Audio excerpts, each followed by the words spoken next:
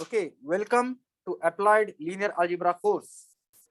In today's class, we are going to look at the deep learning, and we will also talk about the different techniques that are available for nonlinear regression, deep learning, and different types of neural network. So today's class, I hope, will be interesting. And at the end, I'm going to talk about a very interesting class of problems wherein we are going to use neural network to approximate a dynamical system. And why is this important? So think about if you want to invest money in stocks, and say if you want to see how the stock prices are going to vary, what you can do potentially is, based on the historical stock prices, you can generate a neural network that could be useful to predict the future prices of stock, future stock pricing. And something like this is very commonly used in stock markets, data analysis, and so on. The only problem there is the amount of computation power that you need to solve problems at such a large scale is very huge. Now, first thing that I would like to discuss in today's class is the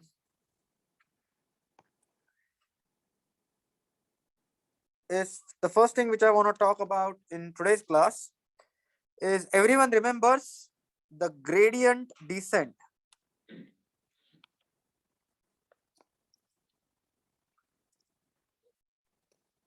Remember, we spent some time talking about gradient descent. So gradient descent, what we want to do is, we want to solve an optimization problem, and to find out the optimization problem, we try to numerically try to find out the minima using the gradient descent.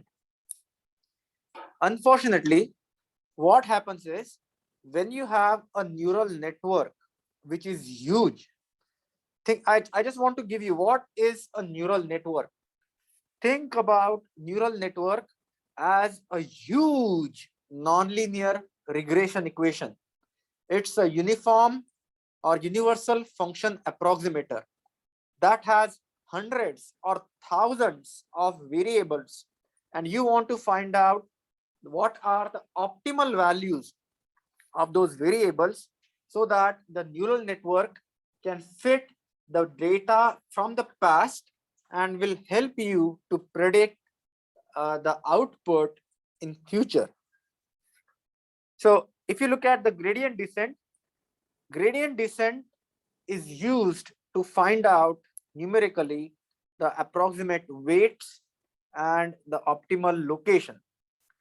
Unfortunately, when you look at a neural network, the neural network will have hundreds or thousands of weight to be found out. You cannot realistically run a gradient descent on all those variables because it will take infinite amount of time or huge amount of time. So what we do is, we resort to something called as stochastic or random gradient descent. So what does stochastic gradient descent do?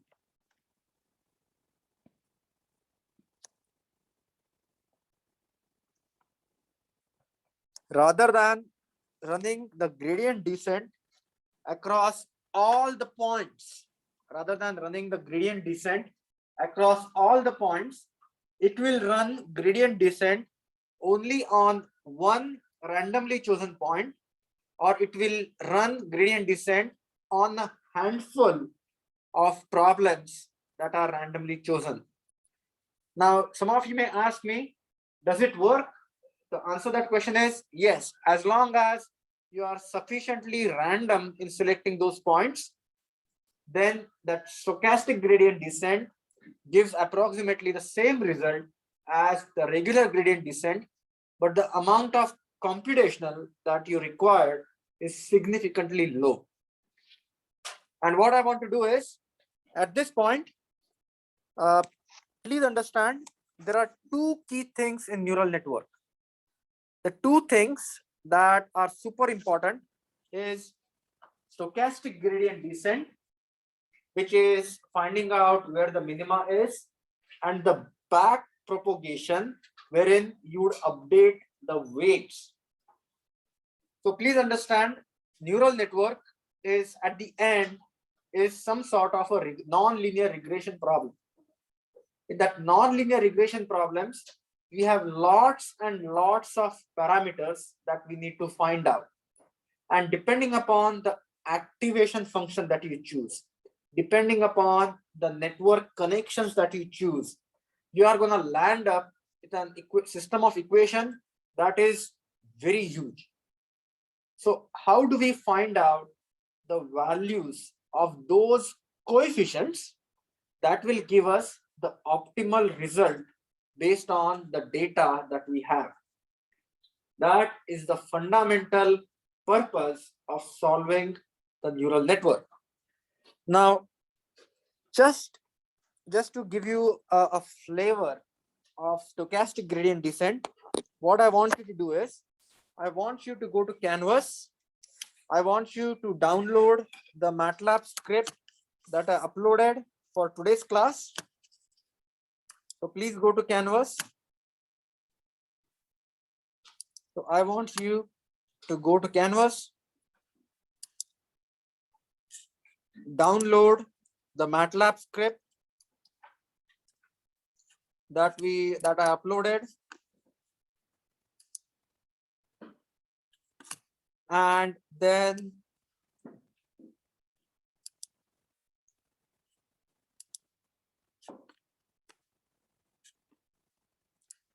unzip it. So go to modules, and in modules go to fall 21 live lectures, and there is lecture 21 codes.rar. This is the file that we are going to use today. So LA21 codes, that is the file that we want to use.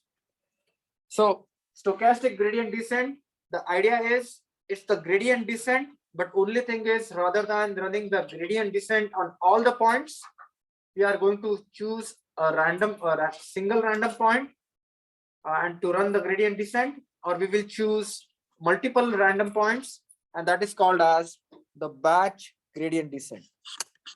So at this point, let me share my screen and we can go to MATLAB.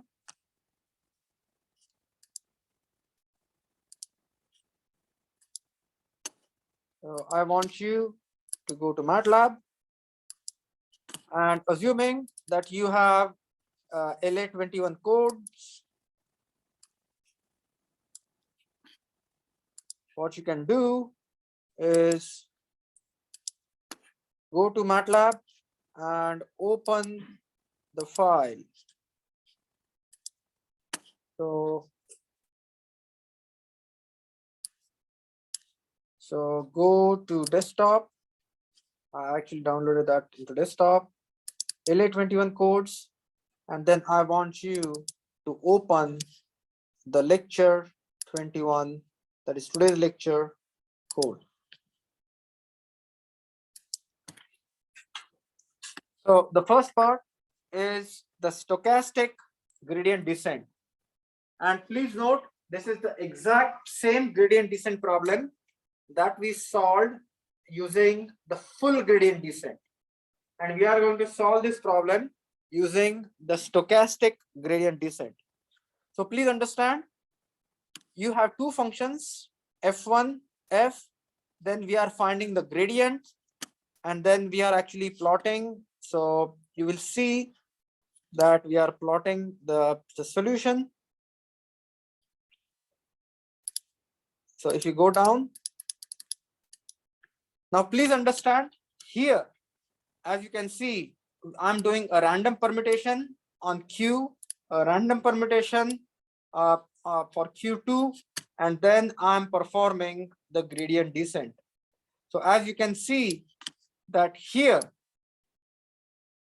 rather than performing the gradient descent on all the data points, I'm choosing random data points and performing the gradient descent. And what I want you to do is, I want you to select this code and run it. So you can actually highlight this code.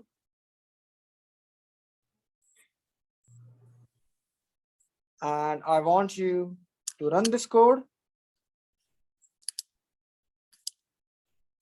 And you will see it will generate a plot. And this is the figure that you are going to get. So I will share my figure with you. Bear with me just a second. So this is the figure that you see. And if you recollect, this is the exact same function that we solved using the regular gradient descent. The only advantage here is if you look at the number of iterations that occurred to get the same point, they are significantly lower than the number of iterations that the code took to get to the minimum point. The stochastic gradient descent also suffers from the same limitations of the gradient descent. For example, there are two minimas. There is a local minima and there is sort of a global minimum. You want to go to the global minima, not the local minima.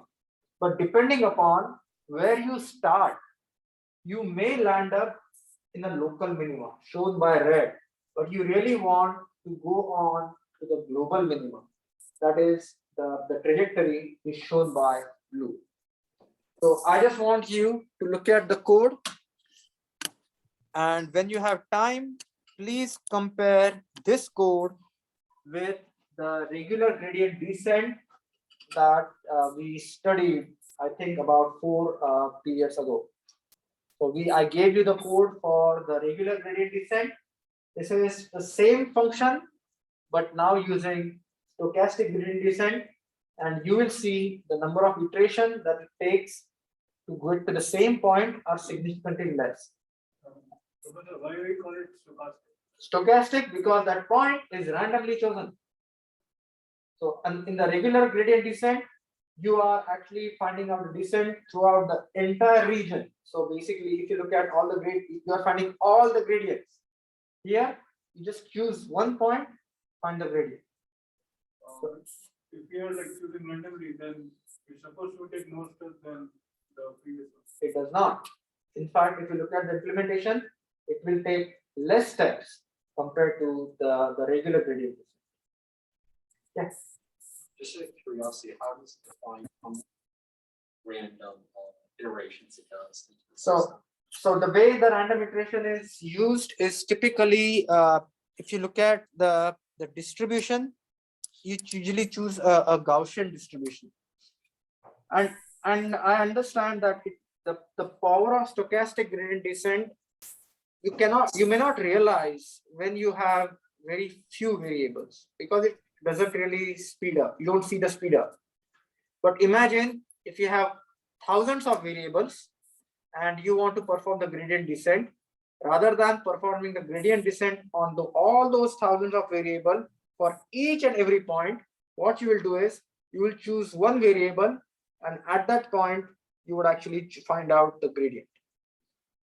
So just take a look at this code. This is the exact same code that we solved using the regular gradient descent. But please note here, can you see that we have this random permutation that was not present in the earlier regular gradient descent. So stochastic gradient descent, you can think about it, is like the random gradient descent. Everyone understood this? And I would strongly encourage you to run this code. And if you were to make this function super duper complex, then you will realize that the stochastic gradient descent actually is faster than the regular gradient descent. So now what I want to do is actually I want to talk about the applications of deep learning.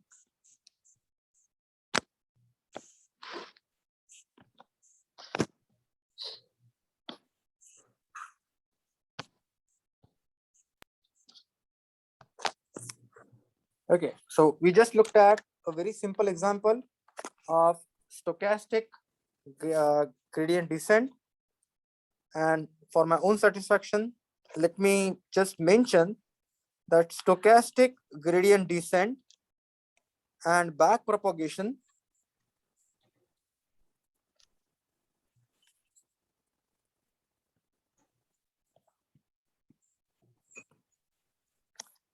are cornerstones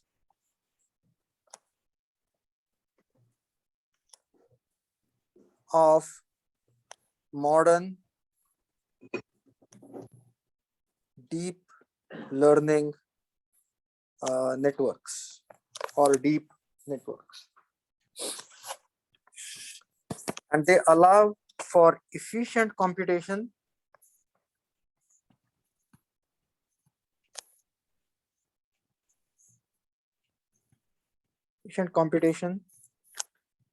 of network weights.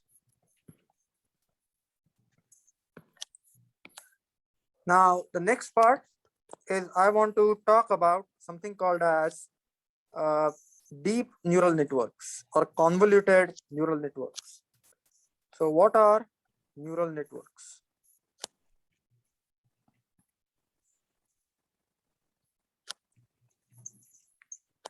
Neural networks are universal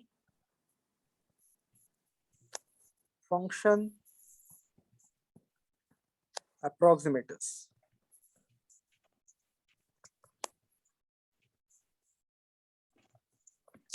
Or you can say that is a very complex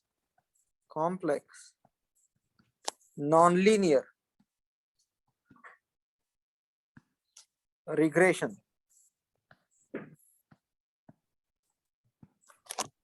So what it means is you have a function of x. That function is dependent on the initial value of x and some network weights and some sort of function. So b are the coefficient or the fit coefficients.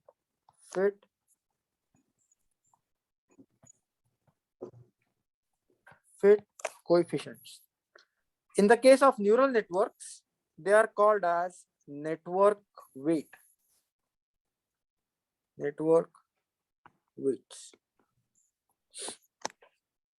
Now imagine you have something called as the connectivity matrix. So how does a connectivity matrix work?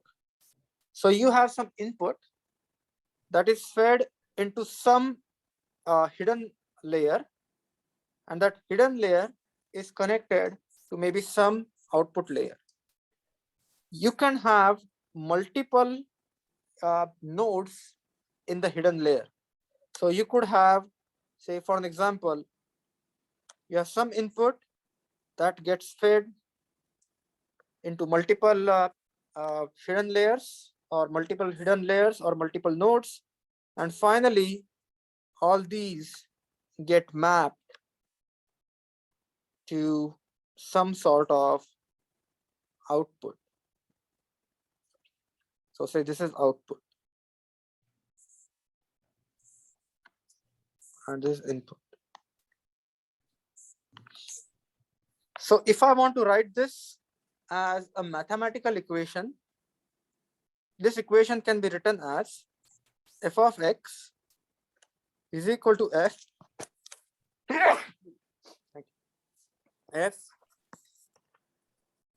you have some input you have some A1, A2, A3, all these matrices. These matrices are full of weights. So this connectivity matrix, and you can see the way these nodes are connected with each other. These connections, these networks can be represented as a matrix. And that's what we talked about. Say you can have nodes, you can have edges. And so all that information about the way we have drawn over here can be encoded as a matrix. Now, finally, at the end of the day, each of these matrices, A1, A2, A3, A4, will have some unknowns. Those unknowns are nothing but weights. So as you can see, at the end of the day, you are going to have tons and tons of unknowns, and you have to find out the optimal values of those unknowns so that you have this nonlinear super complex regression equation that will give you best possible outcome. So what happens here is this can be expressed as an optimization problem, and believe you me, this is the same optimization problem that we talked about, argmin, which is finding out the weights for those matrices. And this is mathematically, this is written. Say you have these matrices with weights, argmin for aj, summing for all the values of outcomes, k is equal to 1 to n, where you have this function xk a1 to am minus yk square. Now this equation may look complex, but it is actually not. The meaning of this equation is super simple. What you have is you have certain data. So you have some inputs and you have some outputs. Now clearly for a neural network, 2 inputs maybe could land up into 5 outputs, or 5 inputs could land up with sort of 2 outputs. For an example, if you are looking at a classification problem, like whether it's a dog or a cat, and you have certain features, those features are going to be your inputs. You'll feed those input features, and then you have this huge big black box equation that will take those inputs, and finally it will give you 1 or minus 1. So 1 is for dog and minus 1 for cat. So rather than now you have cat, dog, and duck, then your output will be 3. So it could be 2 to multiple, 2 to 1, or whatever the way you configure your network. Now, the equation on the right hand side is basically nothing but, this is very important, the output of that universal function approximator and the actual label. So for example, what I want to do is I want to minimize the square error between the output of the network and the actual value. So for example, there is a label data set, and that label data set is finally telling me that this is the picture of dog. What I want to do is I want to find out my the weights and the matrices in such a way that when I get the output from my neural network, when I compare that with dog, say 1, my output of the neural network minus my desired result, square of it should be minimized. So that is something like the least square error. The only difference here is the function that you are using is nonlinear, and that function is super complex. Now, why that function has to be complex? Because please try to understand, a simple linear mapping may not work in all the cases. So what you need to do is you need to add a bias, you need to add a weight, and you need to add some sort of activation or nonlinear function that will take all that input and map it non-linearly, because our data sets that we usually deal with are non-linear. Everyone understood? So this is the basic equation that the neural network is going to solve. And now when we are trying to solve this equation, what are we trying to do? We are trying to find out the values of A1 all the way to AN. And there are tons of unknowns in each and every matrix. It is impossible to find out all the values in one shot. So what we do, we use some sort of stochastic gradient descent and the back propagation. In the back propagation, we update the weights. So basically, this equation gets solved using stochastic gradient descent and the back propagation. Now, what are the advantage of stochastic gradient descent? Stochastic gradient descent actually generates significant subsampling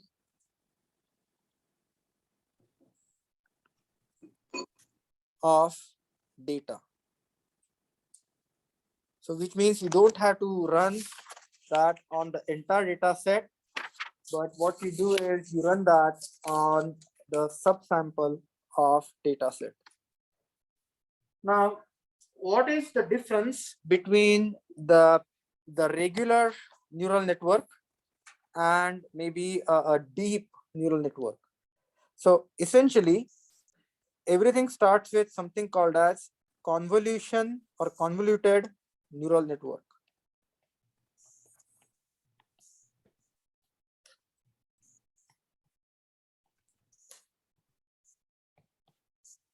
And I promise things will get very interesting as soon as I switch to MATLAB. But let me cover this theory first.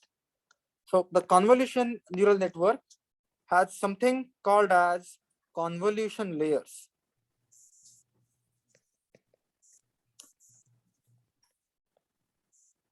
And these convolution layers are similar to windowed Fourier transform.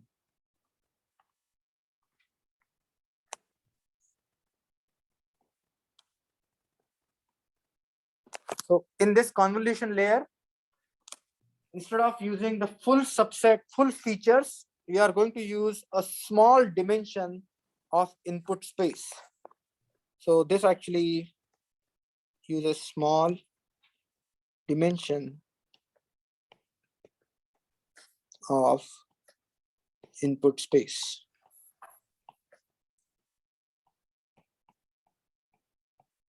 Then what you have is something called as pooling layers. So the first you have convolution layers, and then you have pooling layers.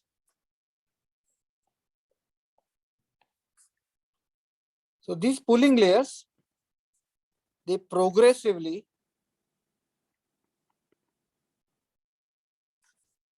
reduce the spatial size or size of representation. And I would explain all these concepts once we run our MATLAB code, because in MATLAB you can actually visualize. And why do we need pooling layers? To control overfitting and for memory management.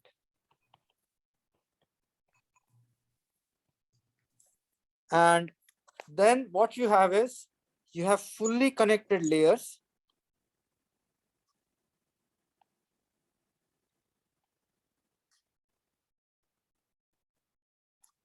And these fully connected layers,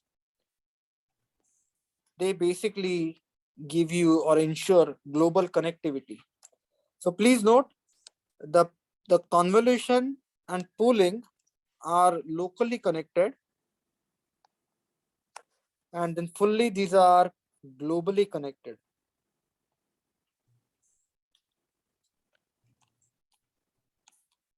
And I would actually show this. What do I mean by locally connected and globally connected when we run the MATLAB script? And then what we have is we have dropouts. Dropouts are to minimize overfitting.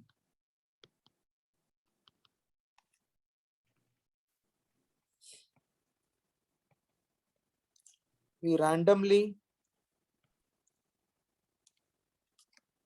drop nodes. And at this point, some of you may be wondering, what is all this?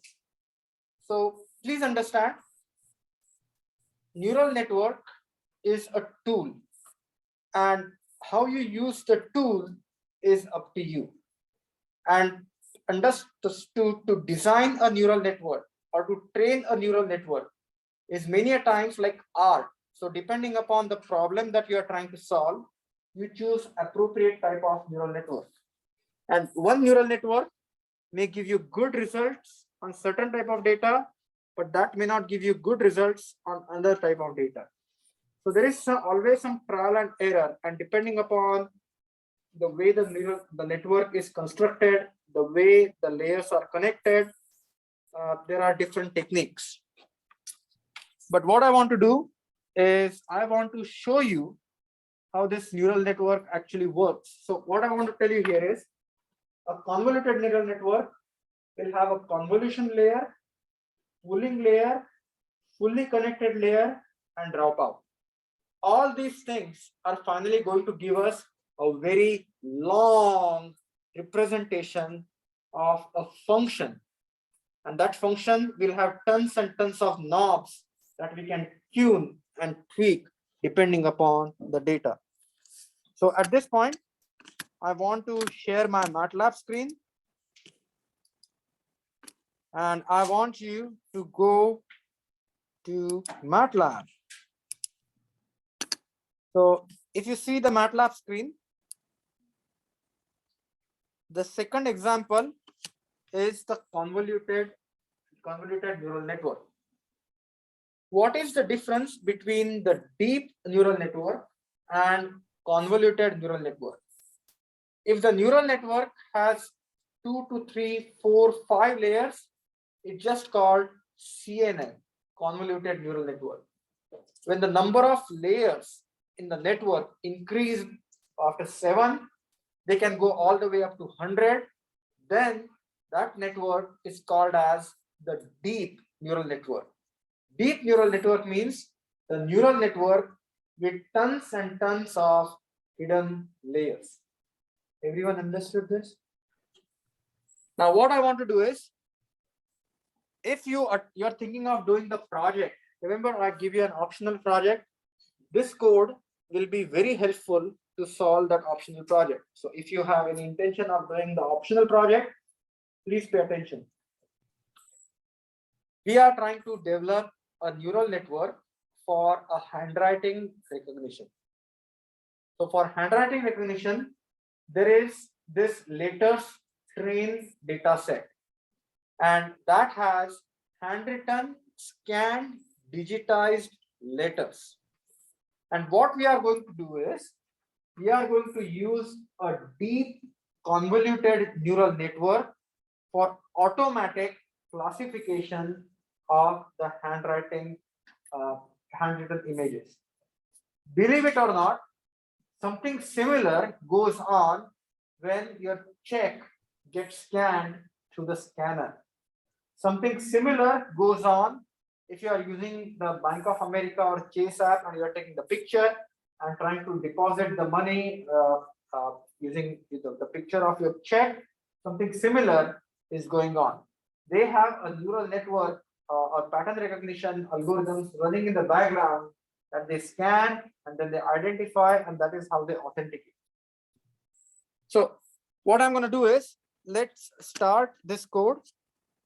So first and foremost, let me run the first part of the code. And after you run this code, you should be able to see the images.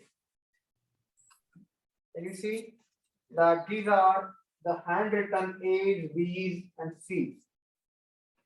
So the underlying data set is actually inside the MATLAB. So this is how that data set looks like. Everyone able to get the data set, my online students?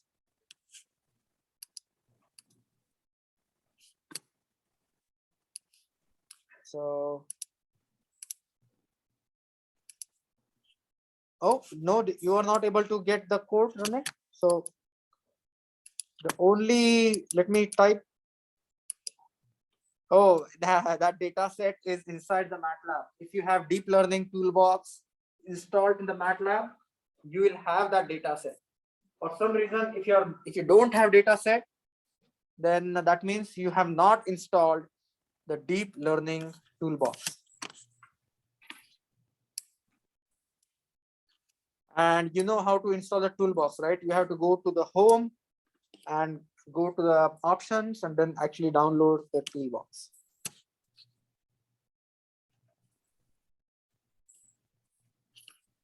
Okay, yeah. Wait, we are not till the accuracy yet. So hold on a second.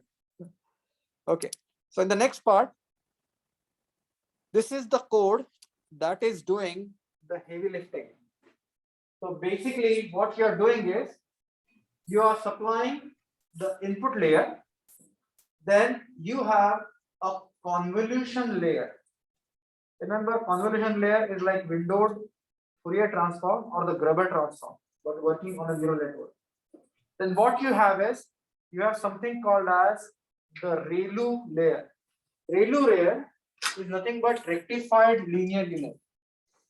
So rectified linear unit is nothing but a nonlinear activation function. So for example, if the value of input is beyond this threshold, it is considered 0, and value of input is outside this threshold, that becomes a linear representation. But this function, because of its characteristic, is called as rectified linear unit, ReLU. So we have added a ReLU layer. In the past, people used to add sigmoid.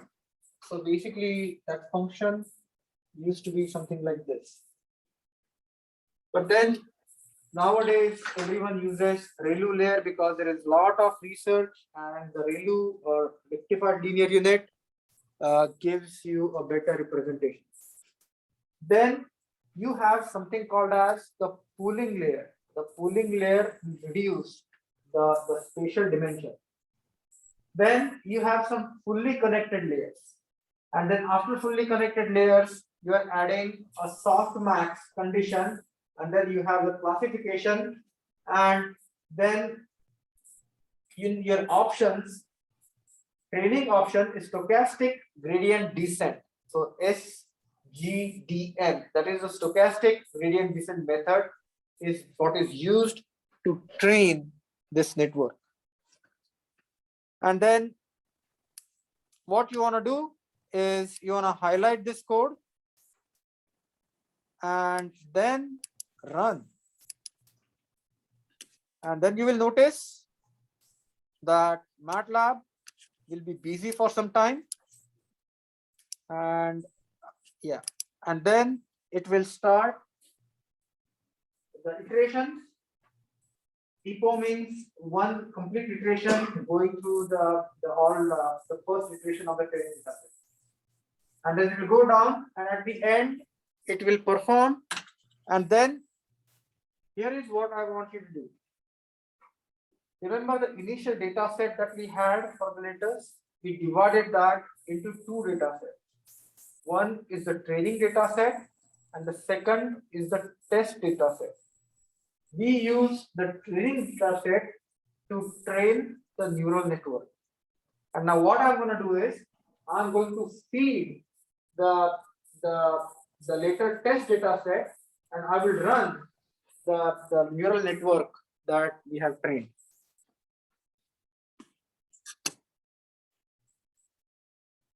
Yes, the non, so you can call it fold, or you can call it mapping, or you can call it manifold. That's what it's just a transformation. So now next part is, I want you to run this. Everyone got these iterations? Now here, evaluate the selection, and then you get this accuracy. And then this is where MATLAB shows you the internal workings of the neural network. So this is how your neural network is implemented. So you have an image input, which is actually a tensor 28 by 28 by 1. Then on top of it, you have a convoluted neural network. This convoluted neural network results get fed into a ReLU, rectified linear unit. Then you're doing pooling. Then you are using a fully connected layer, adding a softmax, and then this is where the output looks like. And then what we are trying to do is, you can actually, so now, where do you see the result? The result is given in y-test. So for an example, if you output, if you say y-test, then it will tell you the neural network classified handwritten letters. So this is how the neural network classified. Everyone understood this? Now, how do you, yeah, go ahead. You said that the first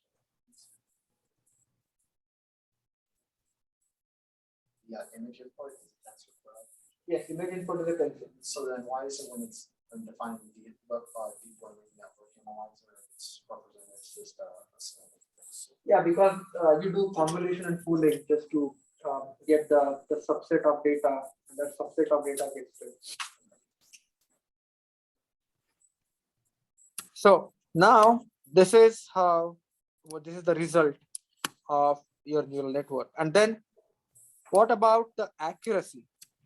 To find the accuracy, what you are doing is, you are actually comparing the y-test, which is the result from the neural network, compared to the actual what that alphabet is, divided by the basically the total numerical evaluation of the t-test. So once you do that, it actually tells you that out of those letters, how many letters got classified accurately and how many letters will get classified accurately. So if you look at the final number, you can see that the accuracy is, I think, about 91%. And you can improve the accuracy by changing some of these options for the neural network. And please note, this neural network, as you can see, it's considered the deep neural network because it has more than 7 layers. So that's why you can actually consider this as a deep neural network. So yes, nonlinear activation, to answer your question, yes, nonlinear activation function creates fold, or it's actually a nonlinear mapping from the input to output. Now, next part, question. Yeah. Could you please explain about the parameters which are fed into the layers? Yeah, so these parameters? Oh yeah, for the 15 and 16 and stride. Okay, so the best thing to do here is, I would actually look at the help for the neural network toolbox, and that will, there are multiple ways that you can define these parameters. So I would just look at the help for the neural network, and they will actually tell you what is the number 5, what is number 16, then how many layers we choose. Again, that stride is an algorithm that is used for max pooling 2D layers. And then again, softmax layer is also an algorithm. So basically, I would encourage you. So the only thing here at this point, I would say that image input layer, that is the input that we are going to feed. And then at the end, we are going to have a classification layer that is going to give you the classification. But in between, you can tweak different algorithms, change different parameters, and just tune the neural network. But I would strongly encourage you to look at the MATLAB help file on neural network, and that will. And as a matter of fact, if you, I think there is an online course that I have asked you to complete on the deep learning as part of your assignments, right? So once you do that, all these concepts will be super clear. And only issue here is I have no experience, or I haven't used the other like TensorFlow network, or I have not used the Keras, but something similar can be implemented in TensorFlow and Keras and other deep learning neural network architectures and tools that are available. But I think MATLAB is good for our practical, for our purposes. The next part, which is actually I just want to talk about this a little bit because that's into my area of research. Is, say for example, if you have a dynamical system, say a stock market, a fluctuation of market pricing, many a times these systems are not linear. Many a times they are not just even non-linear. These systems could be chaotic. What do I mean by chaotic systems? Think about a butterfly effect. Has anyone seen the movie Butterfly Effect? If you have not, don't worry, you haven't missed anything. So it's a movie by Ashton Kutcher. So anyway, so in that, so basic purpose is butterfly effect means they say if a butterfly sort of flaps its wing in Texas, the weather in New York is changed, which means a teeny tiny change in the initial condition will give you a totally different result. That is the butterfly effect. And that is very important in a lot of systems like climate modeling, like geospatial activity, stock market analysis, and so on. Because teeny tiny change in the initial condition, teeny tiny change in the input will give you completely different results. The stock price will go up or stock price will go down. But these neural networks, some of these neural networks can be used effectively to model these chaotic dynamical systems. So one of these chaotic dynamical system is something called as the Lorentz system. This is a very simple model for atmospheric disturbances. This Lorentz system model, Lorentz system is a chaotic system. Any tiny change in the initial condition will give you a completely different result. So I would actually show you how this code works. Unfortunately, we won't be able to, it takes a lot of time for training. But what I'm going to do is, I'm just going to show you this Lorentz system. And what we will do is we will just plot few trajectories. We plot few trajectories. So can you see that this Lorentz system has kind of interesting two-lobe type of behavior? So basically there is one lobe and there is a folded other lobe which is sort of perpendicular to it. And depending upon where you start, depending upon where your initial condition is, you may stick to the first lobe, you may stick to a second lobe, or you would travel sometime in the first lobe and then go to second lobe, come back to first lobe, go to second lobe, or just stay on the second lobe.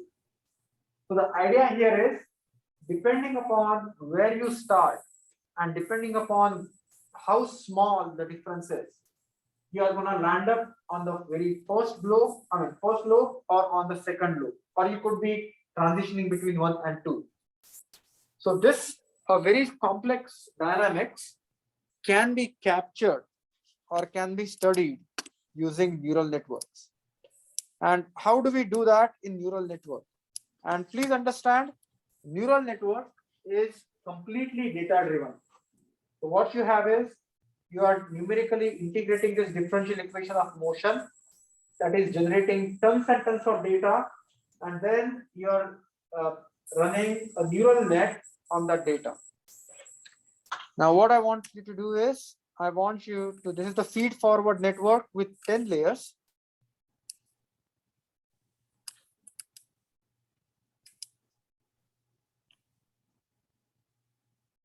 And then you should be able to see, once you run the second part of the code, the neural network toolbox inside MATLAB will pop up.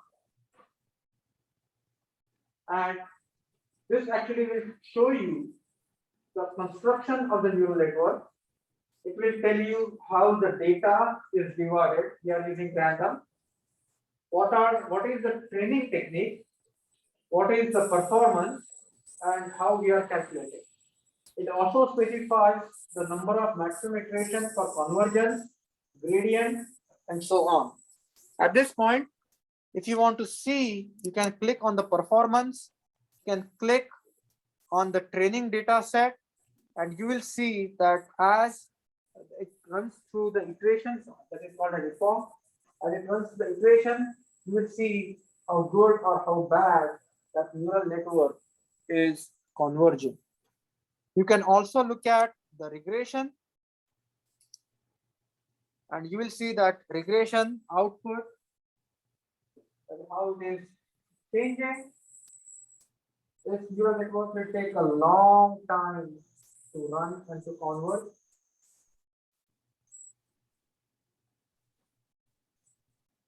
And now you can think about it.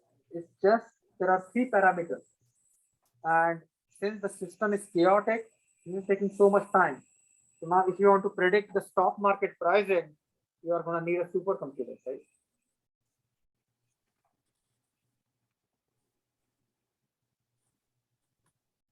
And then it will continue to run. And then finally, what you will do is you will get the result. So I will just show you the next part of the code. In the next part of the code, what we are doing is once we have this neural network that is capturing the dynamics, you can feed any initial condition, and that neural network will give you the outcome. So what that means, think about, you have similar function for a stock market price. You feed the beginning values for the stock, or the opening price of the stock. You supply the inputs that are required to that model, and it will give you the predictive model, predictive cost, or predictive price of that stock. And that's why I don't know if some of you are in stock market. There are online tools that you can subscribe to. They run this type of neural network on the historical stock prices data, and then you can use those to predict the stock prices. And to be honest with you, sometimes those predictions are good, sometimes those predictions are not so good, because the amount of training data set that's needed to train a good neural network for a chaotic system that has maybe hundreds of dimensions is very huge. So this is something, yeah, Mohit. Just out of curiosity, this neural network set up, I know, variables that we inside the system, but if we have some announced variables that we don't understand, at least see the pattern. Neural networks will characterize the pattern. So basically, and again, just bear with me for a second. And at this point, what I want to do is, I would and this code is gonna go running.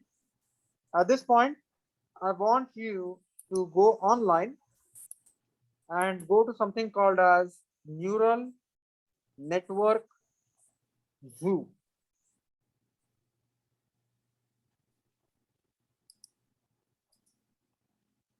So what I want you to do is, I want you to go to Neural Network Zoo, and then it should take you to the Neural Network Zoo by the Asimov Institute. Does anyone know about this Neural Network Zoo? So what is this Neural Network Zoo? So this Neural Network Zoo talks about all the interesting neural networks that are used. So these are all the interesting neural networks that are used. Now what I'm going to do is, I'm going to walk you through these neural networks quickly, but if you go down in here, it actually explains you the structure of each network and the paper where that network is discussed in detail. So perceptron is the very first neural network that was created. It's a single layer, single input, single output. Then so this is the perceptron, the first network. Then you have feed forward network. In the feed forward network, you have some input layer which is shown as yellow. Then you have some hidden layers, so that is not visible, but it is part between the input and the output. And then you have some sort of connections in between. Then a variation of the feed forward network is something called as the radial basis network. The advantage of the radial basis is something similar to like wavelets. So radial basis gives you a better approximation or better prediction. Then clearly you can make that feed forward network deep, which means you can increase the number of hidden layers so that it becomes deep. Now the next iteration there is the feed forward network. You're not coming back.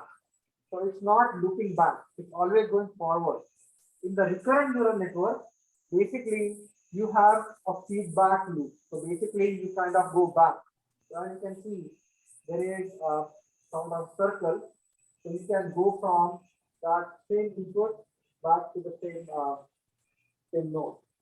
Then the recurrent neural network, the evolutions are long-term, short-term network, and then you have something called as the gated recurrent unit. So what is this happening?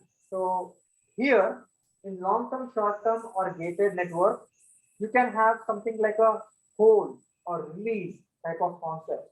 It means rather than feeding all the data at certain points, you add some delay to the information. So this information, whatever you get at this node, it does not get transferred to the next node in the iteration, the same iteration. You wait for a couple of few more iterations and then transmit the information. It's like adding a time delay to the network. Then what you have something called as in the gated, you actually have some sort of logic gates on passing the information from the input all the way to the output of the hidden layer. Then you have something called as the autoencoder.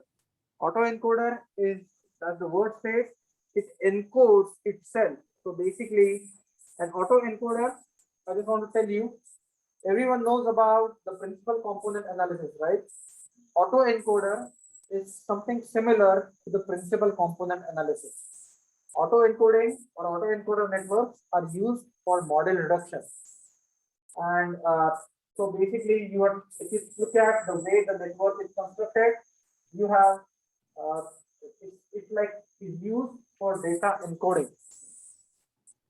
Then you have variational autoencoder, you have a denoising autoencoder, you have something like a sparse autoencoder. The next part is the Markov chain. And I want to kind of talk about Markov chain because in the next class, I'm going to talk about statistics and the implementations of Markov chain. So remember the autocomplete feature in your cell phone that is dependent on Markov chain. So what does Markov chain do? Markov chain gives you the transition and transition probability. So a simple Markov chain is I'm standing here. There are say potential three states that I could take. I could walk, I could fall, or I could sit. So if I'm in the current state of standing, I have potentially three outcomes. Now, what is the probability of me walking? What is the probability of me sitting down? And what is the probability of me falling down?